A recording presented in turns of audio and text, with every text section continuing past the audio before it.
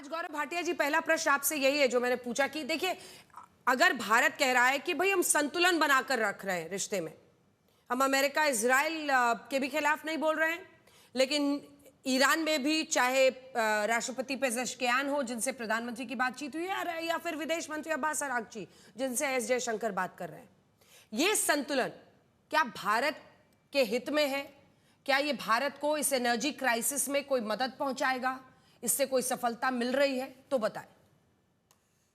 अंजना जी, क्योंकि आपने कूटनीति से शुरुआत करी, तो मैं आज कहूंगा कि जब जयशंकर जी की बात ईरान के विदेश मंत्री जी से हुई है, और हम देख सकते हैं कि जो प्रधानमंत्री नरेंद्र मोदी जी की विदेश नीति है कि भारत स्ट्रैटेजिक साइलेंस भी रखता है और खामनेई की जो डेथ होती है उसको कंडोल भी करता है, और जिस भी देश से बात करनी है, खाड़ी का कोई भी देश हो, उससे बात भी करता है, यही सही कूटनीति है। और मैं समझता हूं विपक्ष के लिए आज आत्मचिंतन का समय है, और वो इसलिए है, हमने देखा सोनिया गांधी किस तरह से एक दबाव बना रही थी, नकारात्मक राजनीति कर रही थी कि भारत को इस युद्ध में पक्ष लेना चाहिए एक देश का। क्यों? मैं समझता हूं आज अगर भारत मजबूती से खड़ा है और कोई एनर्जी क्राइसिस नहीं है, तो उसकी वजह एक स्पष्ट विदेश नीति है जिसमें हम भारत का हित और नागरिकों का हित देख रहे हैं। अब हम लोग एनर्जी क्राइसिस पे आते हैं। जो तथ्य हमारे सामने रखे गए हैं मंत्रालय द्वारा भी, और पार्टी के प्रवक्ता रविशंकर प्रसाद जी ने भी ये बात रखी। देखिए, सबसे पहले हम जानते हैं कि क्रूड ऑयल की कोई कमी भारत में नहीं है। आम जनता को क्या बढ़ा हुआ दाम देना पड़ रहा है? नहीं। हमारे पास 8 हफ्ते के रिजर्व्स हैं। ये अपने आप में दर्शाता है किस तरह से प्रोएक्टिवली दूरदर्शिता दिखाते हुए ठोस निर्णय लिए गए। आज जो चैनल पे सबसे बड़ा एक समस्या बताई जा रही है विपक्ष द्वारा, वो है एलपीजी और पीएनजी और सीएनजी। तो मैं तमाम कार्यक्रम देख रहा था और मैं दर्शकों को भी ये बात कहना चाहूंगा। सबसे पहली बात, विपक्ष जितना भी प्रयास कर ले पैनिक बटन दबाने का, विपक्ष की बत्ती गुल है, लेकिन भारत की बत्ती गुल नहीं है। पैनिक होने की जरूरत नहीं है। ये विपक्ष का काम है। कोविड की महामारी हो चाहे ये युद्ध हो, बार बार पैनिक फैलाओ, लेकिन जनता देख सकती है कि इनके इरादे अच्छे नहीं है, नेक नहीं है, और नरेंद्र मोदी जी जो कर रहे हैं वो भारतीयों के हित में कर रहे हैं। दूसरी बड़ी बात हमें समझना होगा, एलपीजी का जो उत्पादन घरेलू है, इसमें करीब 30%, देखिए अंजना जी, 11 मार्च को 25% ये ज्यादा था जो हम लोग प्रोडक्शन कर रहे थे, 12 मार्च को 28%, और आज 30%। ये क्या दर्शाता है? ये दर्शाता है कि भारत स्वयं में भी इतना सक्षम है कि हम लोग सुनिश्चित करेंगे जो घरेलू गैस है उसमें किसी को दिक्कत ना हो। लेकिन जमाखोरी की बहुत तस्वीरें आ रही हैं। वो गौरव जी कौन रोकेगा? आप ही सरकार है। नहीं, बिल्कुल। देखिए, अब जमाखोरी पे मैं एक बात कहूंगा, जहां तक घरेलू गैस की बात है, कोई कमी नहीं है, और एक अपील की गई है अंजना जी, जो बात मैं पूरी करना चाह रहा था, वो बात यह है कि पीएनजी जो पाइप्ड नेचुरल गैस है, इसकी तरफ लोग जाएं। जमाखोरी की जो आप बात करते हैं, मैं आपको 3 उदाहरण देता हूं। झांसी में 524, उत्तर प्रदेश में, ये ट्रक गायब बताया जा रहा था जिसमें कि गैस सिलेंडर थे, ये पकड़ा गया।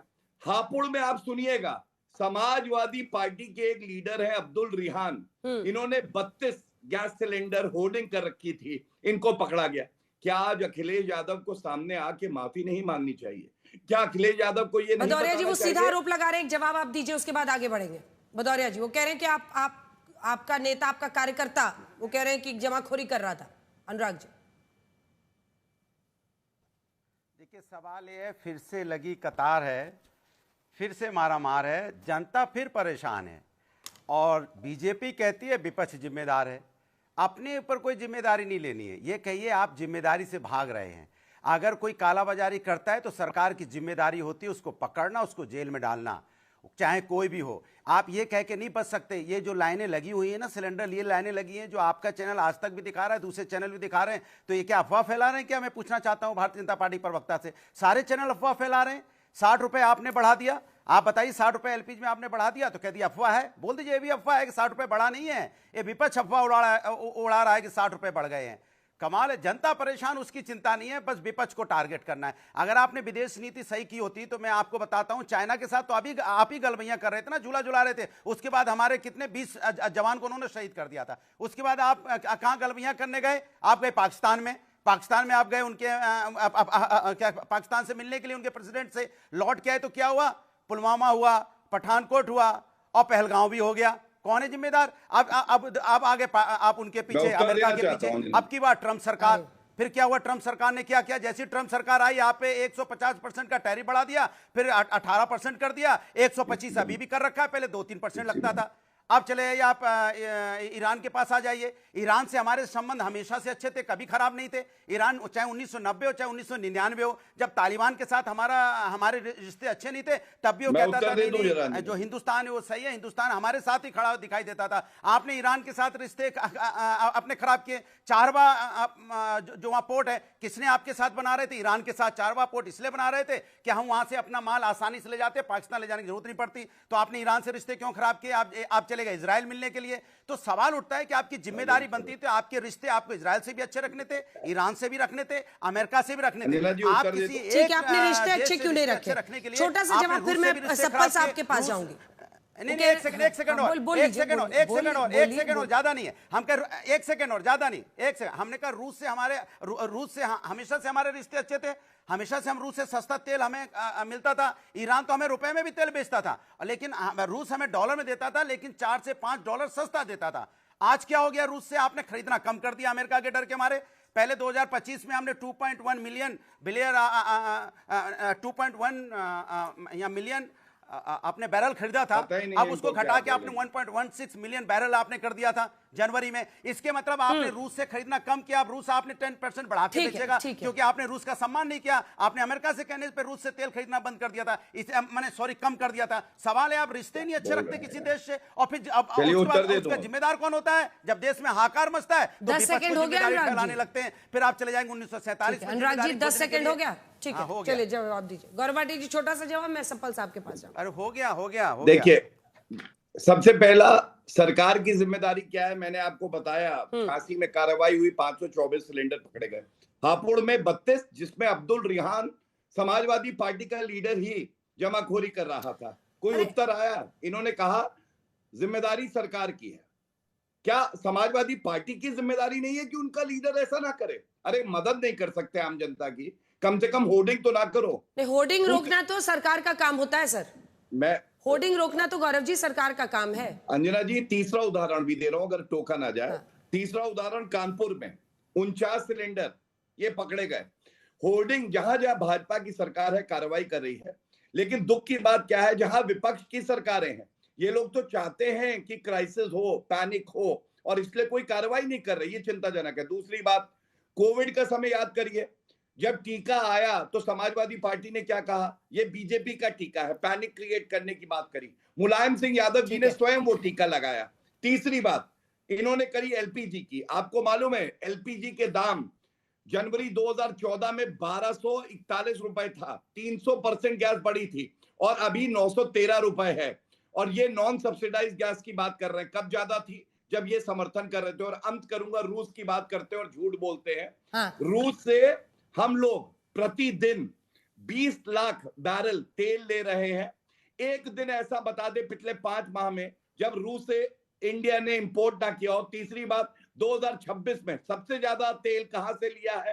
रूस से। चौथी बात, कांग्रेस की सरकार में 1% लिया जाता था, हमारी सरकार में 35 से 25%। अब आप बताइए, सवाल कांग्रेस से नहीं पूछे जाने चाहिए। ठीक है गुरदीप जी, 2 बातें देखिए। मुख्य तौर पर विपक्ष को इस बात पर रिसर्च करना चाहिए कि कहां से सबसे सस्ता तेल भारत के लिए मिले, वही भारत के हित में।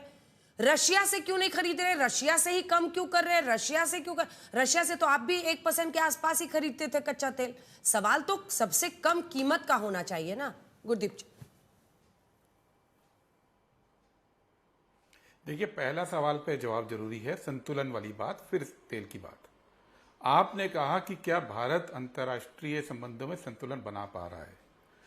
अभी मोदी जी ने कल ईरान के राष्ट्रपति से बातचीत की और ट्वीट किया। 24 घंटे होने को हैं, ईरान ने उस ट्वीट का जवाब तक नहीं दिया है।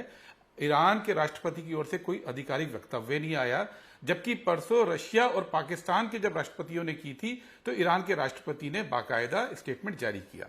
तो आप ईरान को अब खुश करने की कोशिश कर रहे हैं, ईरानी भाषा में ट्वीट लिखकर खुश करने की कोशिश कर रहे हैं। पहले ट्रंप को खुश करने की कोशिश हो रही थी, ना ट्रंप खुश हुए ना ईरान के राष्ट्रपति खुश हुए। दूसरी बात, अभी ईरान के विदेश मंत्री की लगातार 4 बार या 5 बार बात होगी भारत के विदेश मंत्री से। आज जो बात आई उसमें लिखा भारत के विदेश मंत्री ने भी और ईरान के विदेश मंत्री ने भी 2 बातें। एक बात, ईरान ने कहा कि भी आप ब्रिक्स और मल्टीलेटरल जो संस्थाएं हैं उसका इस्तेमाल होना चाहिए नेगोशिएशन में और आगे के सुलह में। जयशंकर कहते हैं भारत की ओर से ब्रिक्स की बात हुई, वो भूल जाते हैं कि ब्रिक्स के जो अध्यक्ष हैं वो भारत है। नरेंद्र मोदी आज चेयर संभाले हैं, 14 दिन हो गए, ब्रिक्स की ओर से एक स्टेटमेंट जारी नहीं हुआ। आज आप जाके क्यों कर रहे हैं अंजना जी? उसकी वजह है क्योंकि नरेंद्र मोदी ट्रंप के और नेतन्याहू के झांसे में आ गए थे कि ये युद्ध जो है 2-4 दिन में खत्म हो जाएगा। जैसे ट्रंप और नेतन्याहू मान के बैठे थे ना खत्म हो जाएगा, वो मोदी कन्विंस हो गए थे। अपने भारत की इंटेलिजेंस, अपने यहां की समझदारी को भूलकर उन्होंने ईरान को दरकिनार लगा दिया। आज 14 दिन बाद समझ में आ रहा है कि ईरान तो हारा नहीं। अब समझ में आ रहा है कि तेल का संकट हो रहा है, एलपीजी का संकट हो रहा है, फर्टिलाइजर का संकट हो रहा है। तो अब ईरानी में ट्वीट किया जा रहे हैं, लेकिन वहां से साइलेंस है, वहां से जवाब नहीं आ रहा। ठीक है, इसी का जवाब देंगे गौरव। बनाना नहीं बोलते हैं, इसको थूक कर चाटना बोलते हैं, थूक कर। ठीक है। दूसरी बात, हाँ। अभी आप आ जाइए, पूरा कर लीजिए। हाँ। गौरव जी ने बात बोली, बिल्कुल जहां से सस्ता तेल मिले वहां से लेना चाहिए। बिल्कुल सही बात बोली आपने। रशिया से सस्ता तेल मिल रहा था, आपको मालूम है, दुनिया से 25 से 30 डॉलर प्रति बैरल सस्ता मिल रहा था। अमेरिका ने दबाव डाला तो 6 महीने पहले तेल कम करना शुरू कर दिया, 35% से 20% आ गए। 2 फरवरी को जब ये पता था कि युद्ध होने वाला है, ये बात अंतर्राष्ट्रीय मीडिया में और सारे इंटेलिजेंसिया में ये थी कि युद्ध हो सकता है, ठीक उस वक्त नरेंद्र मोदी जी ने ट्रंप साहब को बोल दिया कि हम रशिया का तेल नहीं खरीदेंगे। अब गौरव जी कहेंगे बंद तो हुआ नहीं।